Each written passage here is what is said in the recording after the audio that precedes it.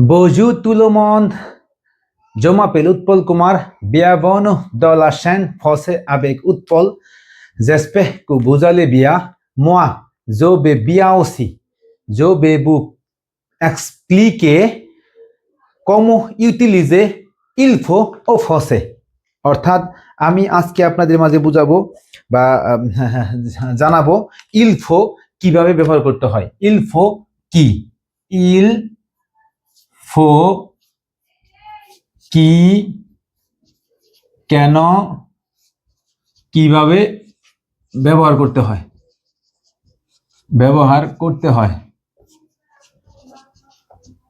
আচ্ছা, এটা হলো একটা লাক্সপেক্সিও অর্থাৎ এক্সপ্রেশন। এটা একটা এক্সপ্রেশন, এটা এমন একটা এক্সপ্রেশন, মানে এটা এমন একটা লাক্সপেক্সিও। এইটা সাধারণত ফালুয়া ভার্ব থেকে এসেছে। এটা একটা বলতে গেলে ফরাসি ভাষা যারা মোটামুটি একদম ভালো লেভেলে চলে যায় তাদের জন্য এটা প্রয়োজন হয় বা তারা এটা প্রয়োগ করে। এছাড়াও মাঝামাঝি পর্যায়েও বিশেষ করে যারা মিড লেভেলে বা অ্যাডভান্স লেভেলে উঠতেছে তারাও এটা শিখতে পারে এবং শেখা জরুরি। তাহলে আমরা কি বলছি? ইলফো। ইলফো ফরাসি ভাষায় হলো একটি অত্যন্ত গুরুত্বপূর্ণ এক্সপ্রেশন। এটি ফালোয়ার ভার্ব থেকে এসেছে। এটা হলো ইলফো। ইলফো এর অর্থ হলো ইলফো মানে ব্যবহার। যে সকল ক্ষেত্রে কি কি কারণে ব্যবহার হয়, যে কারণে ব্যবহার হয়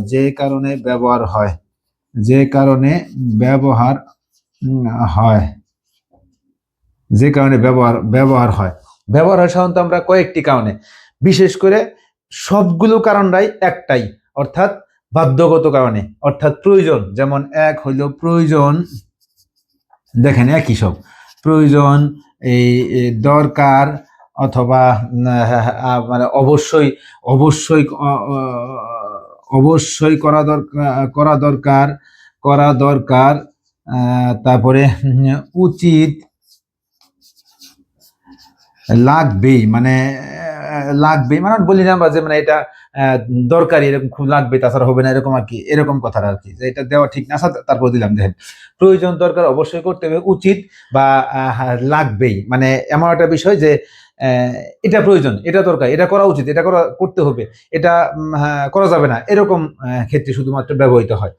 তো এই ক্ষেত্রগুলো আমরা মোটামুটি জানলাম কি কি কারণে প্রয়োজন, মানে এই ইলফো ব্যবহার। ইলফো শুধু এটা মনে রাখবেন যে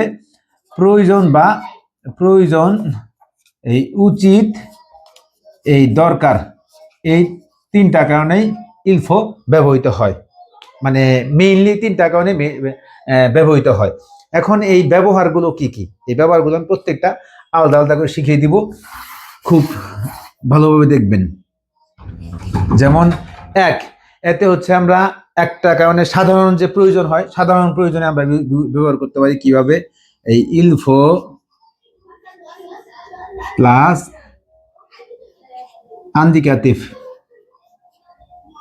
দেখেন ইলফো প্লাস আফিনিটিভ, আন্দিকাটিভ না, আফিনিটিভ, এখানে ভুল হয়েছে, আফিনিটিভ হবে, আফিনিটিভ।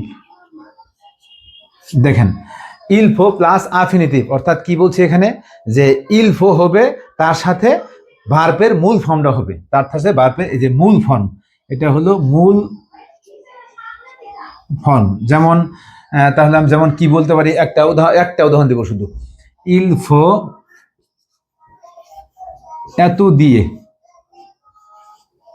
এত দিয়ে মানে পড়াশোনা করা দরকার, পড়াশোনা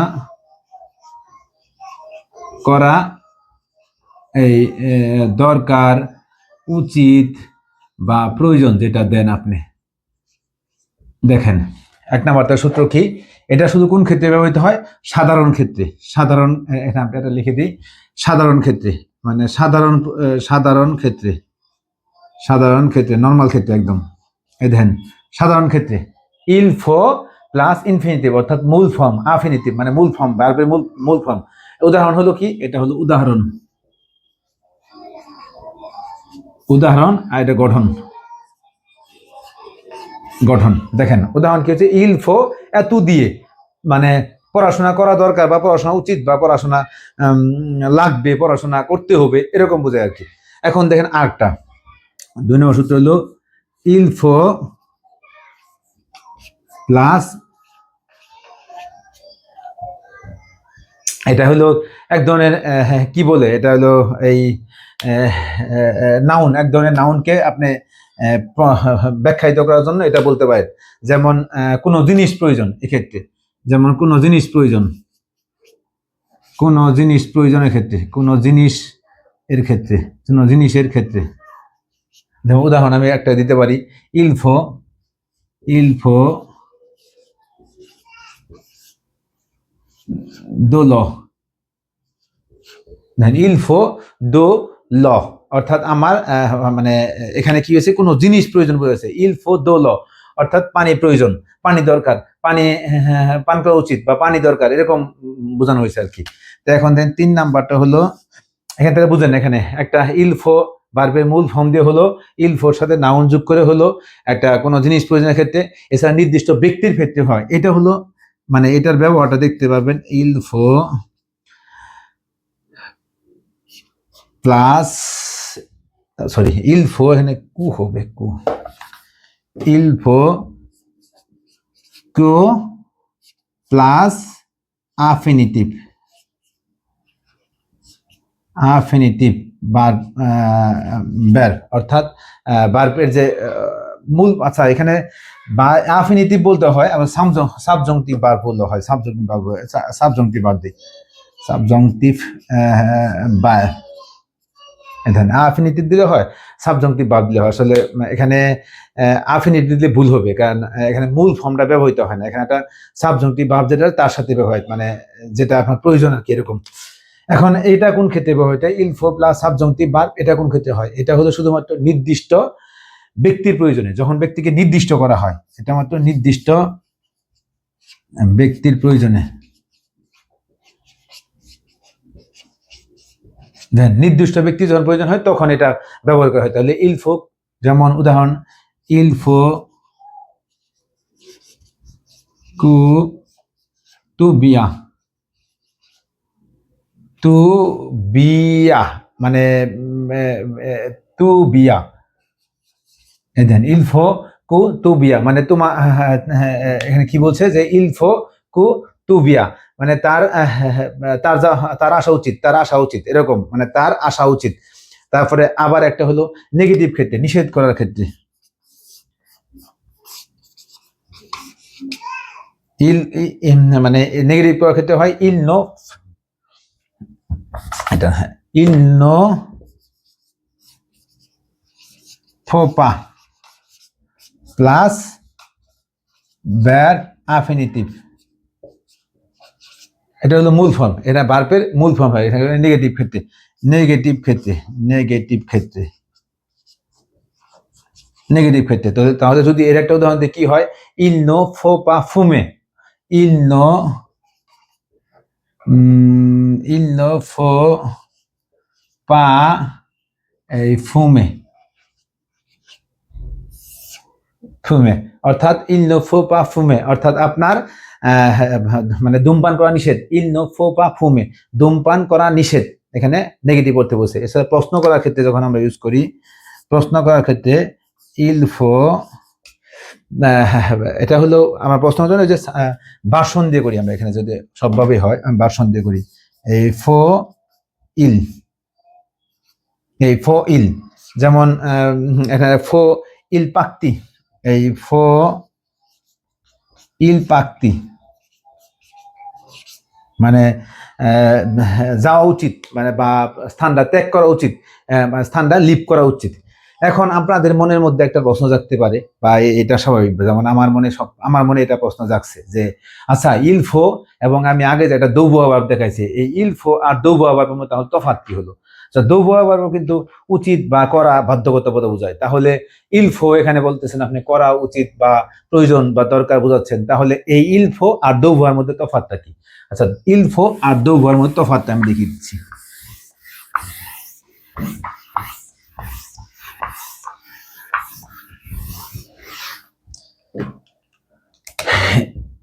ইলফো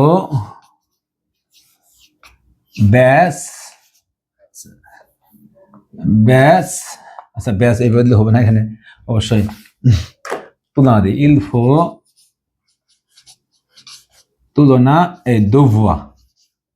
দেখেন ইলফো এবং দুভুয়া ভার্বের মধ্যে তফাৎটা কি? ইলফো এবং দুভুয়া ভার্বের তফাৎ, তো তফাৎটা আমি এখানে দুইটা ভাবে ভাগ করতে পারি। একটা হলো যখন কোনো ব্যক্তির প্রয়োজন হয়, যখন কোনো ব্যক্তির দরকার হয়, যখন সাবজেক্ট নির্ধারিত থাকে, তখন শুধুমাত্র এই দুভুয়া ভাব হয়। মনে রাখবেন, এই উচিত অনুচিত দরকার প্রয়োজন এই সকল ক্ষেত্রে যখন ব্যক্তি বা সাবজেক্ট নির্ধারিত থাকে তখন এই দুভুয়া ভাব হয়। অন্য সকল ক্ষেত্রে ইলফো হয়। যেমন একটা কমন কথা, ইলফো এত দিয়ে, আচ্ছা ইলফো আমি চেঞ্জ করে দিই, ইলফো থাবাইয়ে, থাবাইয়ে, এখানে এটার অর্থ কি? কাজ করা উচিত, কাজ করা উচিত। আচ্ছা এখানে কিন্তু এখানে কিন্তু সাবজেক্ট নাই, এখানে কিন্তু কাউকে বলা হচ্ছে, নির্ধারিত করে বলা হচ্ছে না যে আপনার কাজ করা উচিত, তোমার কাজ করা উচিত, এরকম কোনো নির্ধারিত করে বলা হচ্ছে না। কিন্তু যখন আপনি এটাকে আপনি নির্ধারিত করবেন, যেমন জো দুয়া, জো দুয়া থা বাইয়ে, এখন কি হইলো যে আমার কাজ করা উচিত, আমার কাজ করা উচিত। দেখেন তুলনা, অর্থাৎ আমি কিন্তু কি বলছি, ইলফো থাবাইয়ে, কাজ করা উচিত। এখানে কি? এখানে কিন্তু নির্ধারিত কোনো সাবজেক্ট নাই, কোনো ব্যক্তিকে নির্ধারিত মার্কিং করা হয় নাই। যো দুয়া থাবাইয়ে, আমার কাজ করা উচিত, যখন আমি এটা বলতেছি তখন কিন্তু এই দোভুয়া ভার্ব হচ্ছে। তাহলে এটা আমার, এটা হলো দোভুয়া ভার্ব, এটা হলো দোভুয়া ভার্বের ক্ষেত্রে, আর এটা হলো ইলফোর ক্ষেত্রে, এই ইলফোর ক্ষেত্রে। দেখেন এই তফাৎটা যদি আপনারা দেখে নেন, তাহলে এই তফাৎটা যদি বুঝতে পারেন, তাহলে আপনারা মোটামুটি এই ইলফো সম্পর্কে ক্লিয়ার বুঝতে পারবেন। তো যদি এই বিষয়ে আপনাদের কোনো ক্লিয়ার না থাকে, ভালো করে এটা দেখলে অবশ্যই আপনারা বুঝবেন। তবে সবচেয়ে বেশি প্রয়োজন হলো কি, যে আপনি যদি ফরাসি ভাষায় কাউকে বুঝাতে পারেন যে আমি এটা বলতেছি, এটাই এনাফ। তো এখানে মনে রাখার জন্য আপনি একটা বিষয় মনে রাখতে পারেন, ইলফো দরকার বা করতে হবে এই ক্ষেত্রে বলা হয়, ইলফো ইনফিনিটিভ অর্থাৎ সাধারণ নিয়মের ক্ষেত্রে, আর ইলফো কু সাবজন্তিক হলো কোনো নির্দিষ্ট গোষ্ঠী, ব্যক্তি বা গোষ্ঠীর প্রয়োজনের ক্ষেত্রে। এটা শুধু মনে রাখেন। তো এই ক্লাস এই পর্যন্তই। ও বোয়া।